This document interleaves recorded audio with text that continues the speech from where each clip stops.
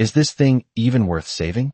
The voice cut sharp across the tarmac, carried on a wave of heat rising from the concrete as the AH-64 Apache sat motionless under the midday sun, its long rotor blades hanging still like a machine that had simply given up. Kyle Kramer wiped a streak of grease across his glove and kicked lightly at the landing gear, the dull metallic thud echoing in the open air as a few technicians nearby let out quiet, nervous chuckles. 12 minutes. That was all they had. The message had come through the radio twice now, calm but unmistakably urgent. The general's convoy was already en route, and this aircraft was supposed to be airborne before the first black SUV rolled through the gate. Around the helicopter, screens glowed with clean diagnostics, rows of green indicators insisting everything was perfect, every system nominal, every circuit intact, and yet the engine refused to turn, refused to breathe, refused to acknowledge any of it. It just sat there, silent, stubborn, wrong. Kramer shook his head and glanced at the cluster of laptops and cables spread across folding tables, each one feeding them answers that led nowhere, answers that felt almost mocking in their precision. Run it again, he snapped, though he already knew what the result would be. Perfect readings, zero movement. A machine that should have roared to life, instead holding its silence like it had a will of its own. A few yards away, just beyond the shimmer of heat, an old man stood alone near the edge of the marked-off zone, his presence so still it almost blended into the background.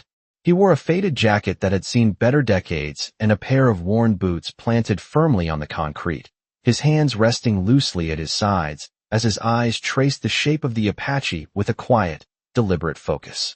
No one had asked him to step closer. No one had asked who he was. To them, he was just another bystander who had wandered too close to something he didn't understand. Lieutenant Brooks noticed him first and frowned, irritation already building as he strode across the tarmac, his boots striking hard against the ground. "Sir, this is a restricted area," he said, the words stripped of any real respect. "You'll need to step back behind the line." The old man didn't move immediately. His gaze lingered on the engine housing, on a section of paneling just beneath the exhaust, as if he were listening to something no one else could hear. The lieutenant followed his line of sight and scoffed under his breath. "We've got certified specialists working this," he added, gesturing toward Kramer and the team. "We don't need observers." The faintest shift crossed the old man's expression, not offense, not hesitation, just a quiet acknowledgement, as if he had heard something far more important than the lieutenant's words. Behind them, another attempt to start the engine failed, the system cycling with a hollow mechanical effort before dropping back into silence, heavier this time, more final. A ripple of tension moved through the crew. 12 minutes had become 10. Kramer exhaled sharply, staring at the motionless rotor above him, then back at the flawless data on his screen, caught between what the system insisted and what reality refused to confirm. And still, just beyond the noise and frustration, the old man kept watching, his eyes steady, patient, as though the helicopter hadn't failed at all, as though it was simply waiting. The silence stretched just long enough to feel intentional, like the aircraft itself was refusing to cooperate out of principle rather than failure, and Kramer felt it crawling under his skin as he jabbed a finger toward the nearest technician and demanded another full system sweep, even though every instinct told him it would come back clean again. The screen flickered, lines of data scrolling with clinical precision, voltages steady, fuel flow optimal, ignition sequence ready, everything aligned exactly as it should be, and still the machine did nothing, not even a hesitant turn, not even a warning that made sense. "It is lying," Kramer muttered under his breath, though he could not say whether he meant the system or the situation itself. Behind him, the old man finally took a slow step forward, crossing the invisible boundary that everyone else respected without question, and for a moment no one noticed except the young airman standing off to the side, Lucas Reed, who had been watching the entire exchange with a growing sense that something did not add up. It was not the failure that bothered him. Machines failed all the time. It was the way the old man looked at it, not confused, not impressed, just certain. Reed shifted his weight, glancing between the lieutenant and the old man as the distance between them closed by a few quiet feet. "Sir," Lieutenant Brooks snapped again, sharper this time, stepping directly into the old man's path, his posture rigid with the authority he believed was enough to control the situation. "I gave you an order. You need to step back now." The old man stopped, not out of compliance, but as if measuring something unseen, his eyes moving briefly from the lieutenant to the helicopter and back again, calm and unreadable. "It is not the system," he said, his voice low and steady, carrying just enough to cut through the layered noise of frustration around them. The words landed wrong in the air, too simple, too certain, and Kramer turned, irritation flashing across his face. "We know what it is not," Kramer shot back, gesturing toward the equipment. "We have checked every subsystem twice. Sensors, wiring, fuel, ignition, all of it. This bird is fine. It just will not start." The old man's gaze drifted past him, settling again on the engine housing, on that same narrow section beneath the exhaust where the metal caught the sunlight, just slightly differently than the rest. "You are listening to numbers," he said quietly. "You are not listening to the aircraft." A few of the technicians exchanged glances, a smirk slipping across one of their faces before he quickly looked away, but the tension underneath it was real now, tight and uneasy. Kramer let out a short laugh that carried no humor. "It is a machine, not a person," he said, folding his arms. "It does exactly what the data says it does." The old man did not respond right away. Instead, he took another small step, close enough now that the heat radiating off the aircraft distorted the air between them. And for the first time he raised his hand, not touching, just hovering near the surface of the panel, as if feeling for something beyond temperature or vibration. Reed felt a chill run up his spine despite the heat. There was no reason for it. Nothing visible had changed, but the atmosphere shifted in a way he could not explain.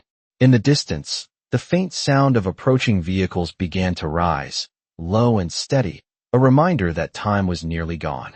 Kramer heard it too and swore under his breath, turning back toward his team.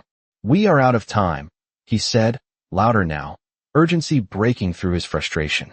"We either get this running in the next few minutes, or we ground the entire operation."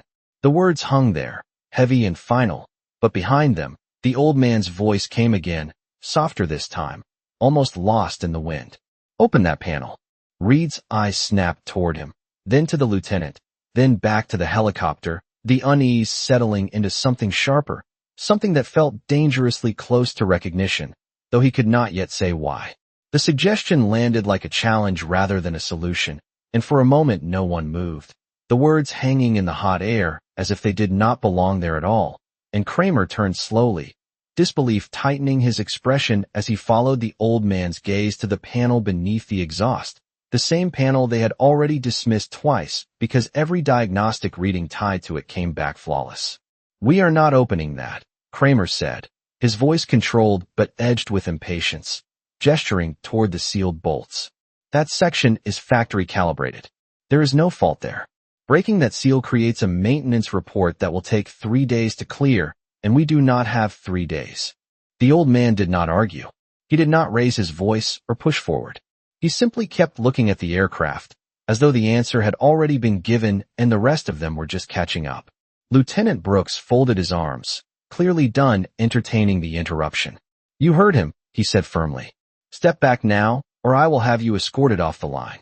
The words carried authority, but they felt thin against the weight of the moment, and Reed felt it again, that quiet pressure building beneath the surface, something not visible but impossible to ignore. He looked at the panel, really looked this time, squinting slightly against the glare, and for the first time he noticed it, not a gap, not damage, just a fraction of misalignment, so slight it could have been dismissed as a trick of the light, maybe half a millimeter at most, but once seen it could not be unseen. His breath caught. "Sir," Reed started, hesitant, unsure if he should speak, but the sound of the approaching convoy grew louder now. Engines low and steady in the distance, and hesitation felt like a risk he could not afford. Kramer shook his head, already turning away, already preparing to call it, to declare the aircraft grounded and accept whatever consequences followed, but Reed stepped forward before he could stop himself. "Sir, I think we should check it," he said, louder now, drawing attention from the others as the tension snapped tighter. Kramer stared at him, irritation flaring. "On what basis?" he demanded. Reed swallowed, searching for something that sounded logical, something that would not make him sound like he was guessing. Visual variance, he said finally, the words coming out more confident than he felt. It is not sitting flush. Kramer let out a sharp breath, glancing back at the panel, then at the old man, then back at Reed, caught between protocol and the growing sense that something had slipped past them. That is not how this works, Kramer said, though the certainty in his voice had weakened just enough to be noticed. The old man's eyes shifted briefly to Reed, not approving, not encouraging, just acknowledging, and then back to the aircraft as if the rest of the conversation was unnecessary. The wind shifted across the tarmac, carrying with it the distant rumble of the convoy now close enough to feel in the ground beneath their boots, and time compressed into something sharp and immediate. Kramer hesitated, just for a second, his jaw tightening as he weighed the cost of being wrong against the cost of doing nothing. Fine, he said finally, the word forced out like a concession he did not want to make. One look. That is it. He stepped toward the panel, reaching for his tools as the technicians around him fell into a sudden, focused silence, the weight of the moment settling over them. And just behind him, the old man lowered his hand slightly, as if the aircraft had already started to speak, and he was simply waiting for everyone else to hear it.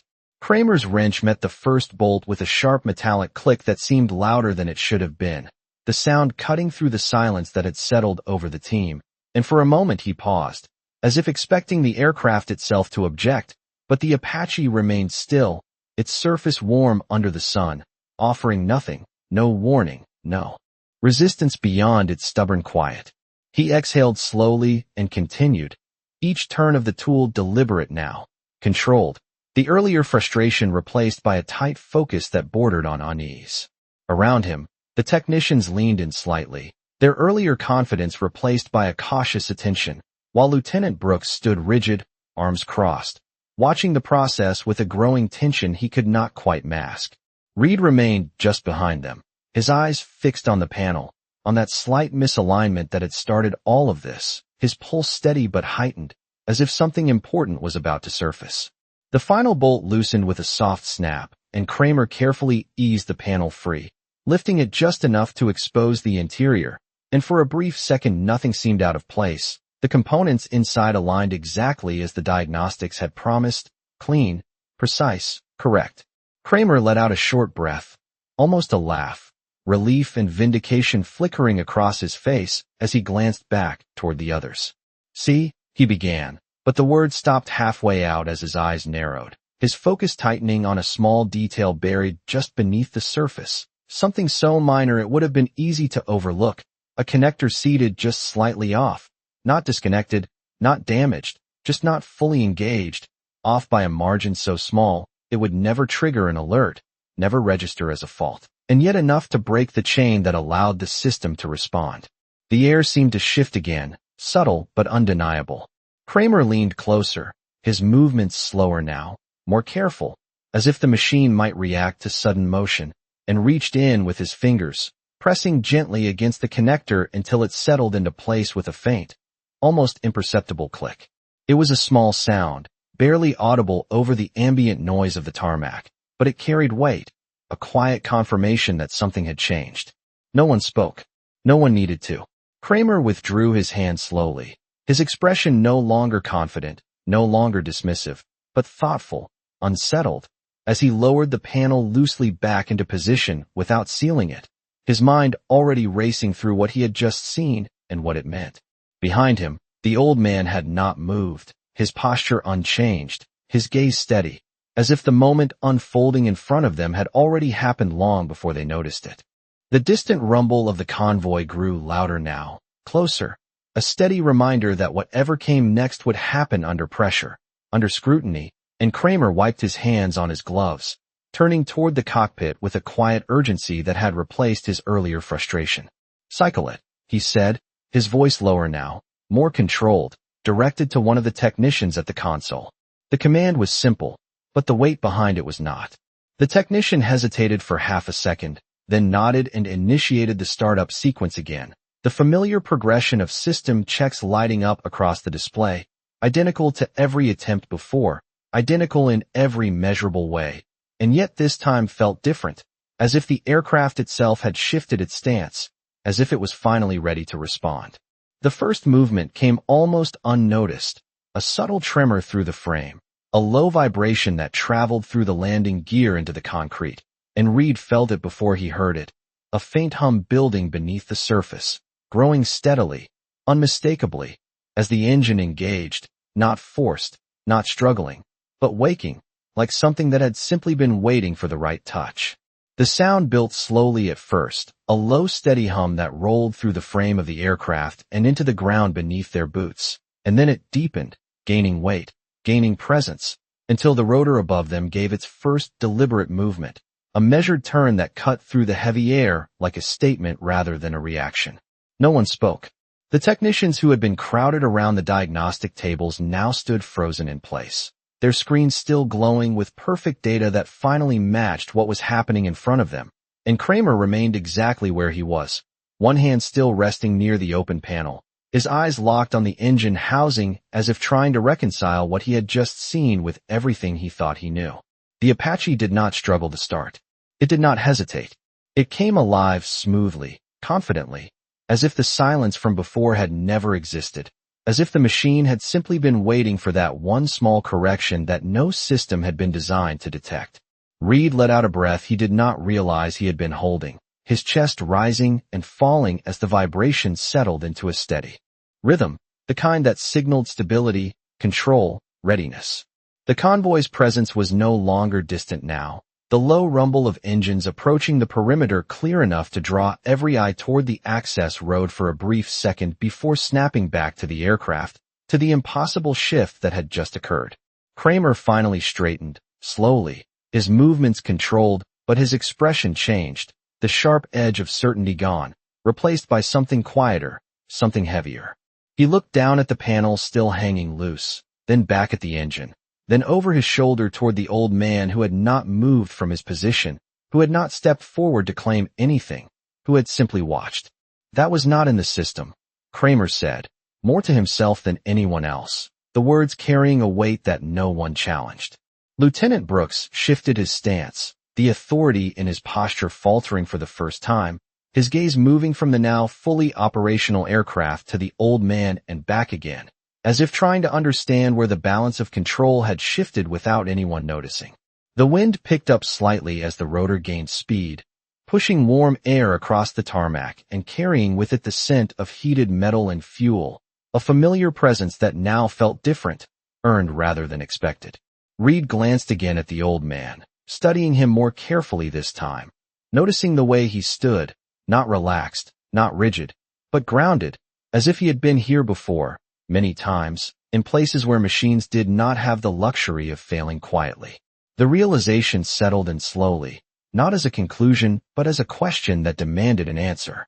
Kramer took a step toward him, not with the earlier impatience, but with a measured intent, wiping his hands against his gloves as if preparing to speak, and finding the words did not come as easily as before. "How did you see that?" he asked finally, the edge of challenge gone, replaced by something closer to respect, though not fully formed yet. The old man's eyes lifted from the aircraft to Kramer, steady and clear, reflecting the spinning rotor above without distraction. He did not answer immediately. He did not point to the panel or explain the fault. Instead, he gave a small, almost imperceptible nod toward the Apache, as if the answer was already there, written in the way it now moved, the way it now breathed. And for the first time, no one laughed, no one dismissed it, because the machine that had refused them all morning was now speaking in a language only one of them had understood from the very beginning. The rotor cut the air with a steady rhythm now, each rotation sharper than the last, pushing waves of heat and wind across the tarmac as the Apache settled into full operation, no longer a silent problem, but a controlled presence that demanded attention without asking for it. And the approaching convoy rolled into view at the far end of the access road, black vehicles moving in precise formation, their arrival no longer a threat, but a deadline already met. Kramer did not move right away, his eyes still fixed on the aircraft, on the place where the problem had existed and now did not, replaying the moment in his head with a precision that mirrored the diagnostics he had trusted minutes before, except this time the system he was analyzing was not digital, it was human. "You saw something we did not," he said quietly, not looking at the old man yet, as if saying it out loud might make it more real. The old man remained where he stood, the wind tugging lightly at his jacket, his gaze shifting only slightly as the convoy drew closer, acknowledging it without interest, as though rank and arrival carried less weight than the machine that had just come back to life. Reed watched him carefully, the earlier unease now forming into something clearer, a recognition not of identity but of pattern, the kind of awareness that came from seeing someone operate within a system they understood completely while everyone else was still guessing. Lieutenant Brooks straightened as the first vehicle slowed near the perimeter, instinctively adjusting his posture, restoring the structure he relied on, but the edge was gone, replaced by a quiet restraint as his attention moved again toward the old man, reassessing without admitting it. The door of the lead vehicle opened, and Colonel Richard Hayes stepped out with a pace that was controlled but urgent, his eyes already scanning the aircraft, the crew, the situation as a whole before anyone had the chance to brief him, and when his gaze landed on the Apache spinning steadily in front of him, there was a brief pause, a fraction of a second where expectation met reality and found no conflict. "It is operational," Kramer said, stepping forward, his voice steady but stripped of the earlier confidence, replaced by something more precise, more careful. Hayes nodded once, but his attention did not stay on Kramer for long. It shifted, drawn by something else, something just beyond the obvious, and then it stopped. His posture changed, not dramatically, but enough to be felt by everyone watching, a subtle stillness that carried weight. "Who opened that panel?" Hayes asked, his tone even, not accusatory, but focused. Kramer hesitated, just for a fraction, then answered honestly. "I did, sir." Hayes held his gaze for a moment, then asked the question that mattered more.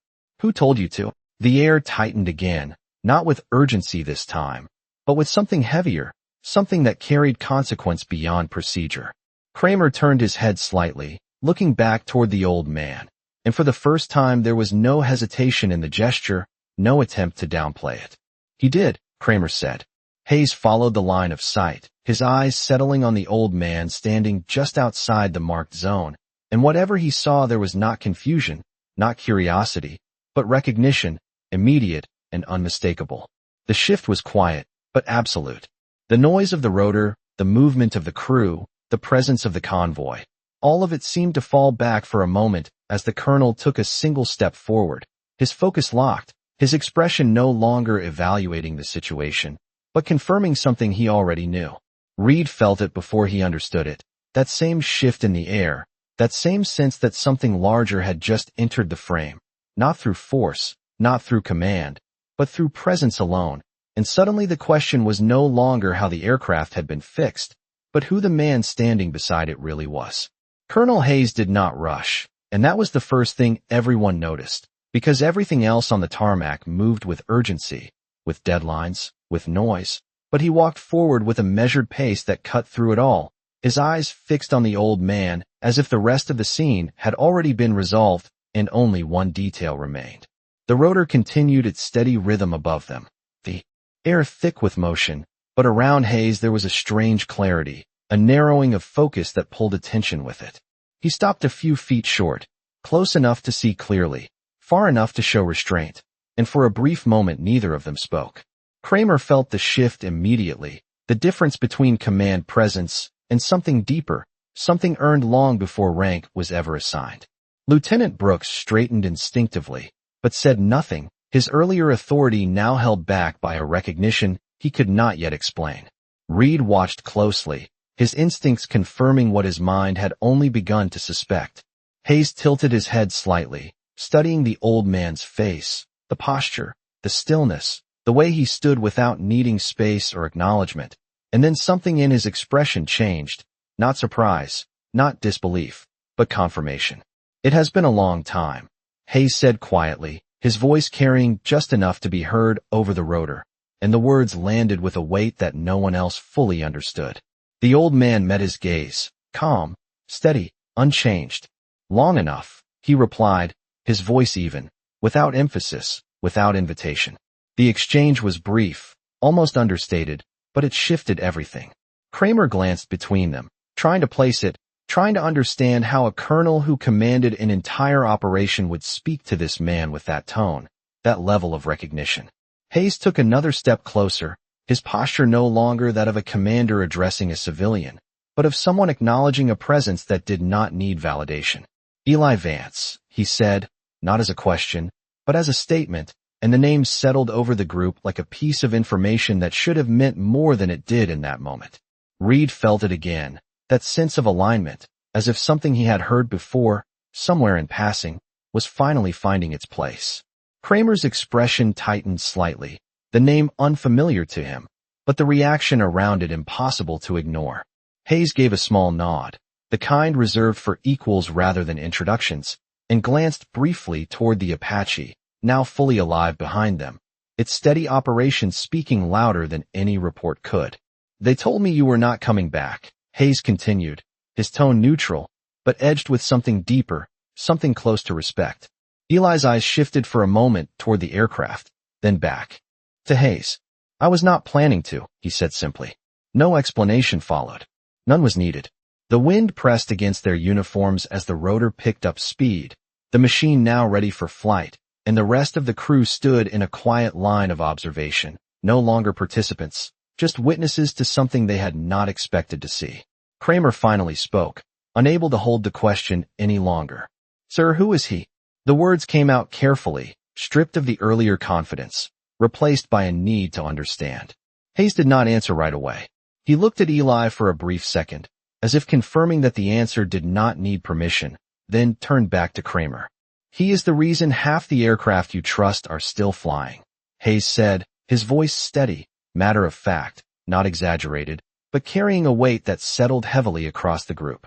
Silence followed, not empty, but full, filled with the realization that the man they had dismissed, redirected, nearly removed from the scene, had never been out of place at all. And Eli Vance, the man at the center of it, said nothing, because he did not need to.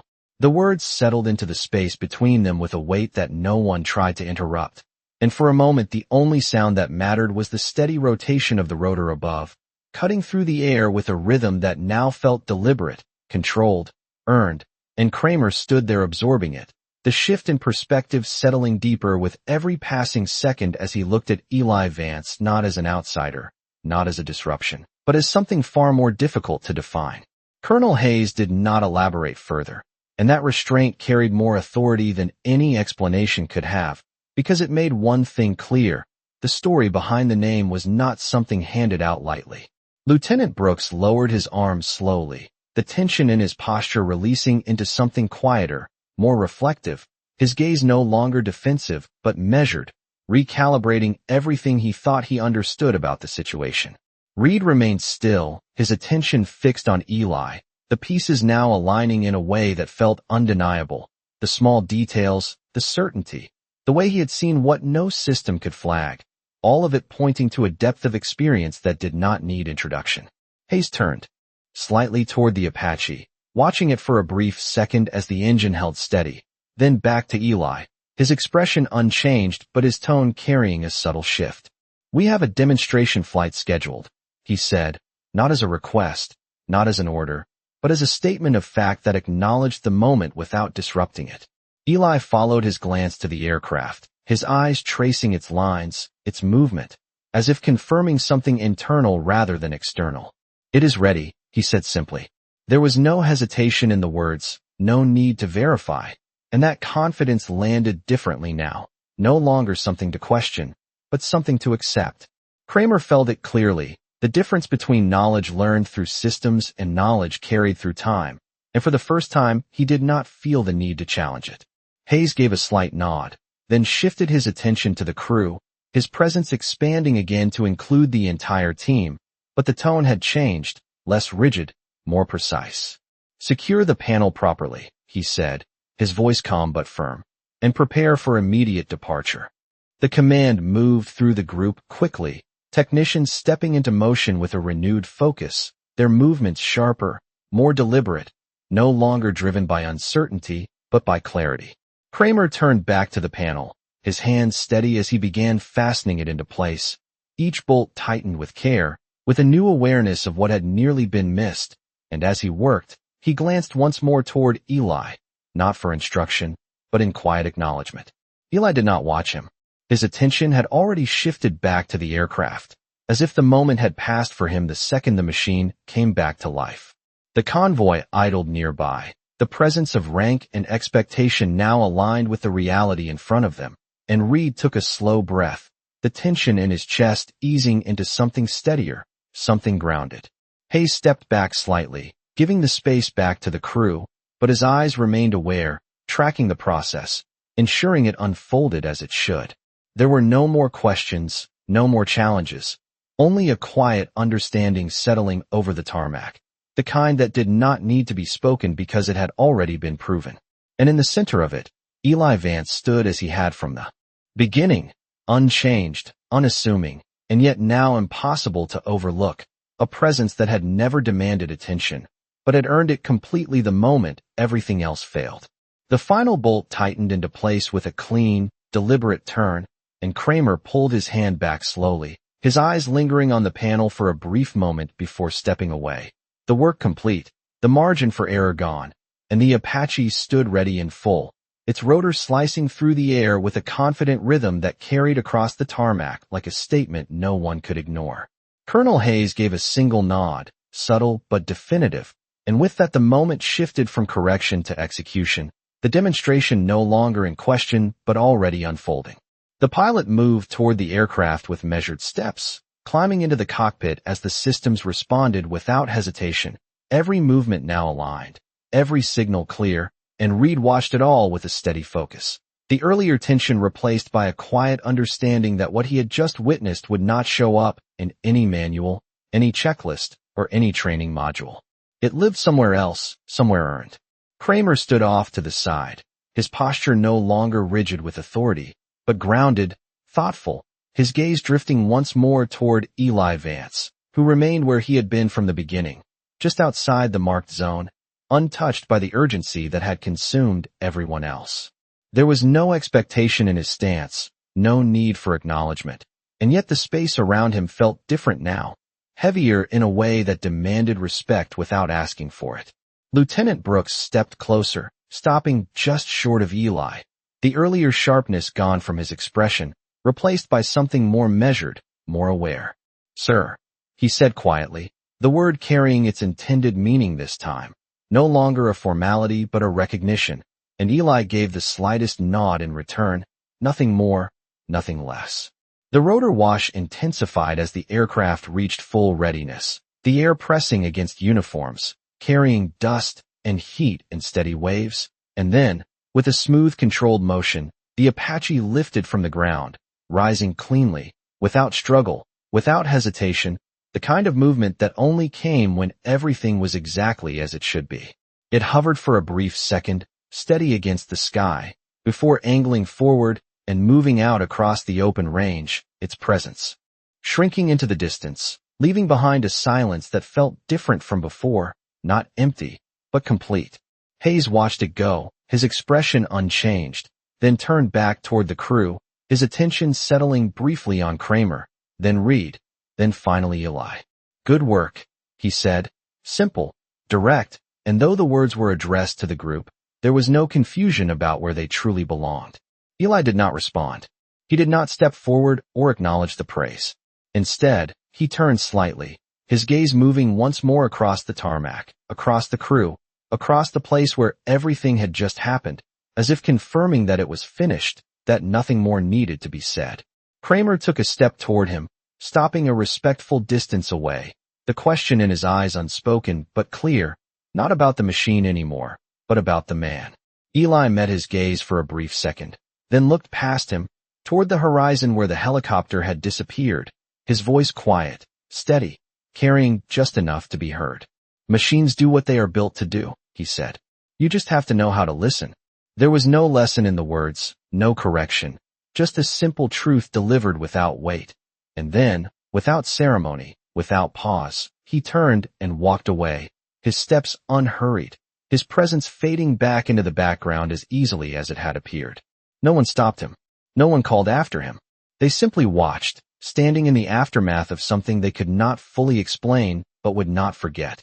And as the sound of the rotor faded into the distance, the lesson remained, quiet, precise, and undeniable. Respect is not something you demand. It is something you recognize when you finally understand what has been in front of you all along.